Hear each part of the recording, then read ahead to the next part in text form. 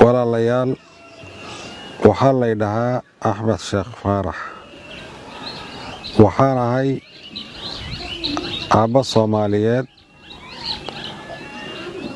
oo 50 jir ah.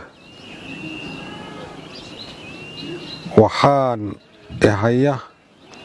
dhibaato iga soo gaadhay Soomaaliya oo xabad ah oo i burburisay oo baralays iga dhigtay oona luga lahayn oona gamco lahayn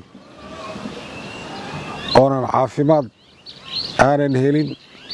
daryeel aanan helin bini aadamnimo. waxaan hadda ku noolahay waddanka Kenya magaalada Dadaab.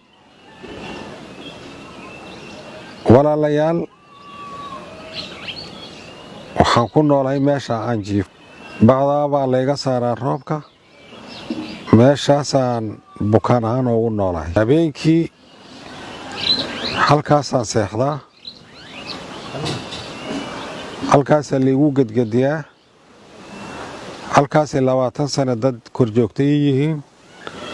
aan isku kor dhibaataysannahay. maalinkii maradaasaa qorraxda la iiga xidhaa iyo bacdaa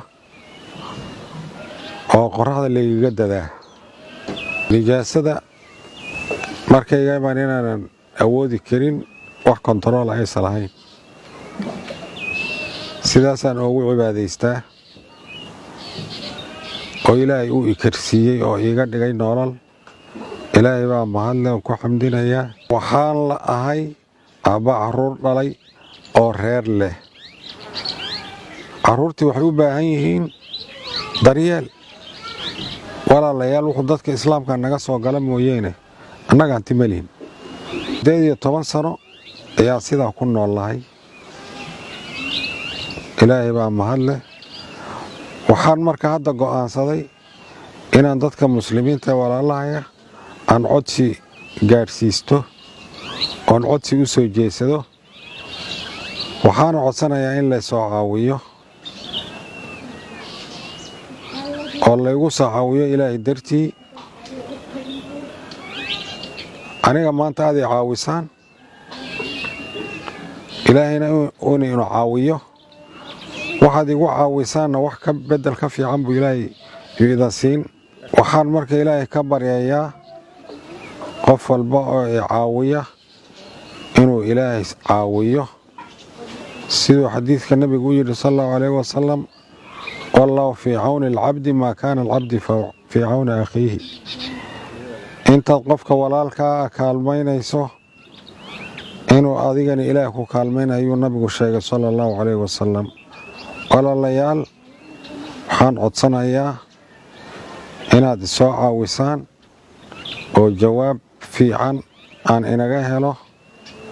إلهي درتي هذه سوعة وسان. وما تقدموا لأنفسكم من خير تجدوا عند الله هو خيرا وعظم أجرا. أجر كوين بو إلهي نسينا يا بعض محمد حسين باليدها. وحانا هاي وذاتك حانوس الحاس كيسة الحمد لله من كان 20 سنة وساي هاي ilmaha iyo aniga iyo wixii ehl aba waan ku korrafaadnay. alxamdulillaah saan baan ku dhaqaalaynay bini aadam wixii baana ku dhaqaalaynay. waxaan anagu leenahay kumaana dhaqaalaynaynin. ilaahay baa mahadleh. maanta waxaan codsanaynaa haddaan marna ilaahayga raxmaanka geeri keenin, caafimaadna uusan jirin, bini aadamkan codsi u soo jeedsanaynaa. waxaan ka codsanaynaa bini aadamka inayna caawiyaan. caawimaadaasoo ah wax la cuno rabbiga raxmaanka loo qabaa. maanta waxaa noogu daran isbitaal iyo daawo iyo caafimaad. habeenkii dhaxantaasoo bannaankaasuu baryaa, maalinta geedkaasaan ku jiidnaa. 6 saac 6 ruux baan ku qaadnaa, 6 ruux baan ku dhignaa, ku qaadnaa oo ku qabaynaa. 6daa ruux hal ruux hadduu naga dhimaado lama qaadi karo. markuu roobka soo daqta bacdaasna korka ka saarnaa. guri ma gelino, darsada haddaan gelino intuu roobka da'ahayo 5 daqiiqo ma dhex fadhin karo ilaa saacadaasba neefta ku dhageysa banaanka soo dhiganaa biyo daadanay baa banaanka soo dhigaynaa bacdaas in korka ku saareen hadii biyuhu naga bataan xilligaas aan caruurta soo aruurinayna waa la qaadi darsada la gelin isla saacadiiba wuxuu dhici bixiya biyo sida dhulka u qotamaan marka alxamdulillah bin aadamka kulay bin aadam baa iska tabar yar wixii ay tari karaan oo noogu daran isbitaal oo noloshii lagu xajin lahaa dhalinyaradii waa iska gabaabsaday waa maxaan ku dhahay tabar beeshay annaga waayeelkaan hadda kaba sii daran waa la daalay marka hadee bin aadamka taasaan ka codsanayna waxa ay noo tari karaan inay noo taraan nolosha kale waa kulay hadda waad arki kartaa noloshu si ay tahay aad arki kartaa wax bin aadam wax anagu shaqaysana maba ku noolinba Allah raxmaanka wuxuu bin aadam nooga soo qaado baan ku nool dhaqaale male hantina male saa bana saw ku dhaqaalayna wuxuu bin aadam ilaahay nooga soo qaado baan ku dhaqaalayna maaya ilma shaqo naga ma aado kabtaa baan wada kor fadhina asaga inta waad garan kartaa qof 6 ruux lagu dhaqaalaynahay waad garan kartaa wax naga baxaba male intuu ruux naga maqan ruux kale waa inaan darsiga ka soo dayday badan maadaama oo raggi maxaan ku idhaahdaa ragga la eeka ay wax barasho barteen oo jaamacada aadeen falillahi alhamdu waxaan walman caruurtu quraanka way barteen asagaana baray quraanka asagaa baray halka asagoo jiifo kitaabka loo qabtaa asagaa baray caruurta quraanka muslimiinta waxaan ka codsanayaa waxay tari karaan wax alla waxay tari karaan day isbitaalna geyn karaan haday nolosha naga bedeli karaan wax alla waxay tari karaan baan ka codsanaynaa muslimiin gurigu hadii uu wax qaboojiye iyo wax saas uu leeyahay ku dhex jiri karaa laakiin guri sidan oo kale inta darsadan xataa saad aragtay kuma dhex jiri karo guriga makoof iyo qaboojiye wax lagu xiraa inuu ku dhex jiro ma ogi inta waxaan baaq u dirahayaa Allah raxmaanka wax qabtaa waxay qaban karaan inay nagu soo caawiyaan waxaa la yiraahdaa Maxamed Sheekh Faarax Digaale inka meesha yaala walaalkii baan ahay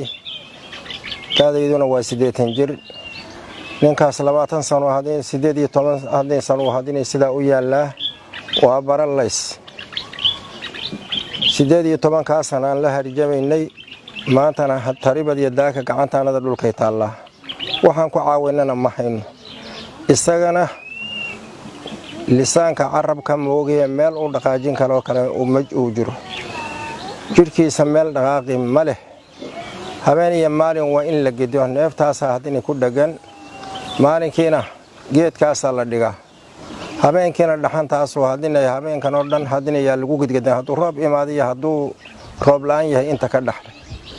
muslimiinta hadii waxaan codsanaynaa dawaa'ilka ilaahay ku nool waxaan codsanaynaa muslimiinta inay caawiyaan adoonkaas anagu tabar oo ma hayno ilaahay baa tabar leh annagana wixii aan haynay hadii hor dhabo iska daciifay awalna dad hadii tabar badan ma aanan hayn magaalada Dhadhaab baan ku noolahay